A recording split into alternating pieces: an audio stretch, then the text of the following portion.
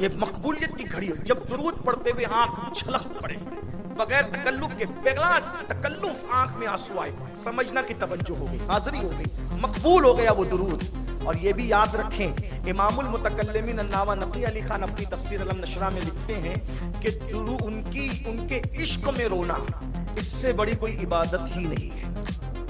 ان کے لیے رونا اس سے بڑی کوئی عبادت، اللہ ان لوگوں کو جن کی آنکھوں پر کرم کی نظر کرتا ہے ان کو رونا نصیب کرتا ہے ان کے لیے۔ تو وہ سنگ تراش روتا تھا۔ حاضری ہونا، حاضری چاہیے۔ ہر ایک دن کیا دیکھا، روتے روتے آنکھ لگی، دل کی آنکھیں بیدار ہو گئی۔ جب دل کی آنکھیں بیدار ہوئی تو دیکھا کہ تخت ہے اور اللہ کے رسول اس پر جلوہ فرما ہے، سرکار کی جلوہ گری ہے۔ آقا فرماتے ہیں تم مدینے کیوں نہیں آتے؟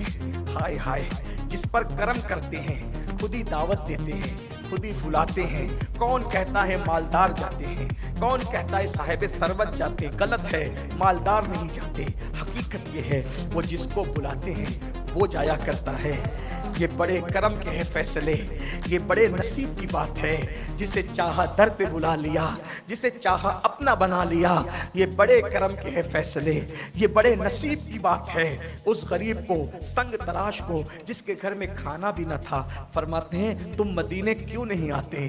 وہ قدم پکڑ کے کہتا ہے یا رسول اللہ انتظام نہیں ہے، سرکار کوئی انتظام نہیں ہے، ساز و سامان نہیں ہے، میں کیسے آ سکتا ہوں؟ کیونکہ میرے پاس تو جہاز میں بیٹھنے کے لیے بھی پیسے نہیں ہے۔ میرے آقا نے فرمایا ایک کام کرو، تم تیاری کرو اور جلدی مدینہ منورہ آؤ۔ اور یہ میرا گنبد دیکھ رہے ہو، اس گنبد کا کنگرا ٹوٹ گیا ہے، اس کی آ کر کے تم تعمیر کرو گے۔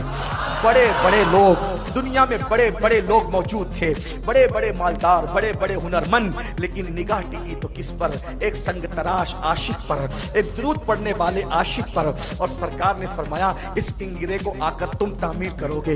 آقا نے بلایا ہے، جیسے ہی خواب سے آنکھ کھلی پورا گھر خوشبو سے معطر تھا۔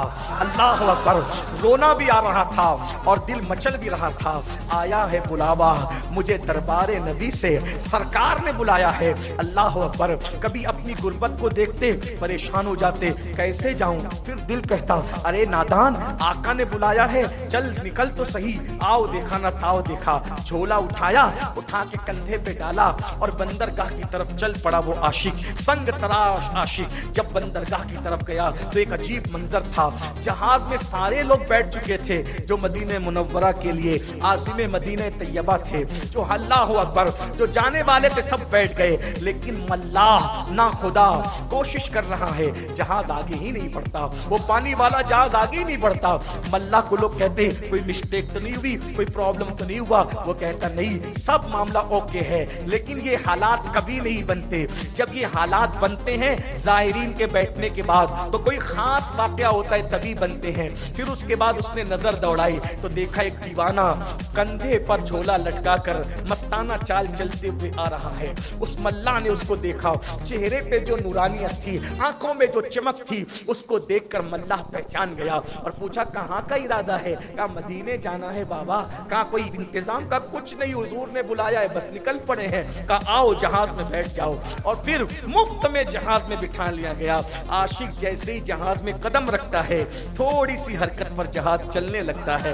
اب سب باتیں کر رہے ہیں، مجھے لینے کے لیے فلاں معلم آئے گا، مجھے لینے کے لیے فلاں معلم آئے گا۔ اس دیوانے سے بھی پوچھتے ہیں تمہارا معلم کون ہے؟ کہا ہمارا کوئی معلم نہیں، معلم کائنات نے ہمیں بلایا ہے۔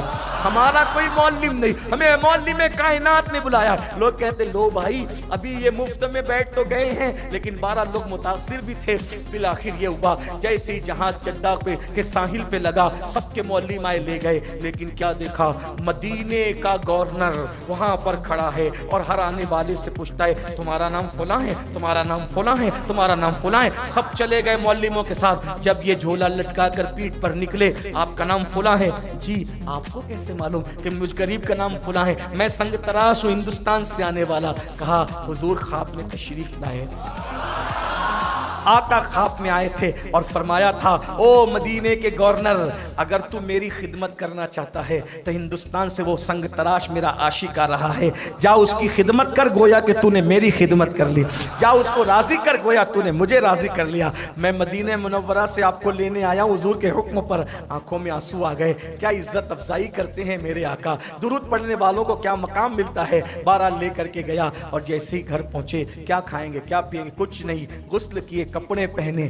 اور کپڑے پہننے کے بعد کہا پہلے وہ کام تو کر لوں جس کا میرے آقا نے حکم دیا ہے، اور ساز و سامان لیا اور ساز و سامان لے کر اس گورنر مدینہ کو تو پہلے ہی پتا تھا، حضور نے بلایا، یہ ساری باتیں آقا نے خواب میں بتا دی تھی، کمر میں رسی باندھی اور عاشق اللہ اکبر حضور کی بارگاہ میں سلام پیش کر کے گنبد خضرا پہ چڑھ گیا۔ کیا مقدر ہے، گنبد خضرا سب کی آنکھوں پہ چڑھتا ہے، عاشق کو گنبد خضرا پہ چڑھنے کا مقام مل گیا، اور اس کے بعد وہ کنگرا جو خواب میں ٹوٹا ہوا حضور نے بتایا تھا ویسے ہی ٹوٹا کہ ٹوٹا تھا۔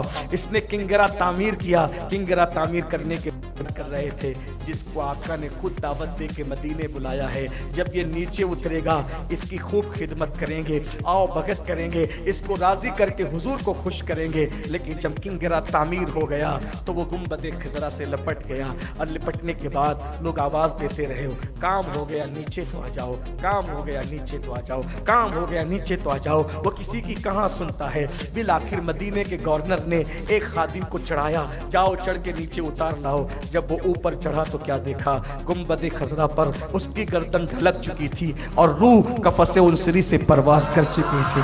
جب تیری یاد میں دنیا سے گیا ہے کوئی، جب تیری یاد میں دنیا سے گیا ہے کوئی، جان لینے کو دلہن بن کے قضا آتی ہے۔ یہ عاشقوں کی موت اس شان سے ہوتی ہے، ہمیں بھی مرنا ہے۔ اس کی غیبت، اس کی چگلی، ادھر ادھر ٹائم پاس کرنے کی بجائے درود پڑھو جوانو، درود پڑھو، کثرت سے درود پڑھو، ہو سکے تو حجرے درود میں آیا کرو، ٹائم نکال کے درود پڑھا کرو۔ میں نے بھی ابھی یہ نیت کی ہے کہ 15,000 کی لسٹ بنی 5 سالوں میں بھی اس میں اپنا نام لکھواؤں گا۔ 5 منٹ کے لیے ہی صحیح میں پروگرام کے بعد جا کر حجرے درود میں بیٹھوں گا، میں خود درود پڑھوں گا انشاءاللہ، تاکہ جن کے نام لکھے جا رہے ہیں، یہ تو بابا کے رجسٹر میں نام لکھے جا رہے ہیں، وہاں فرشتوں کا ایک رجسٹر ہے اس میں بھی نام لکھے جا رہے ہیں، انشاءاللہ میرا بھی شمار اس میں ہو جائے، اللہ کرے ہم سب کا شمار ہو جائے۔ آئیے حجرے درود میں اتنے سب لوگ تو نہیں بیٹھ سکتے، مختصر ہے، آئیے سب اپنی انگلیوں پر 100 مرتبہ درود شریف پڑھیں، پھر محفل، تاکہ حجرے درود میں بیٹھنے والوں میں ہمارا بھی نام آ جائے۔ کیسے پڑھیں گے درود؟ درود پڑھنا میں آپ کو بتاتا ہوں، یہ درود بہت برکت والا ہے، یہ سلسلہ قادریہ کا ایک خاص درود ہے، اس کو اللہم صلی علی محمد و آل محمد، کیسے پڑھیں؟ اللہم صلی علی محمد و آل محمد، پڑھیں 100 مرتبہ پڑھیں۔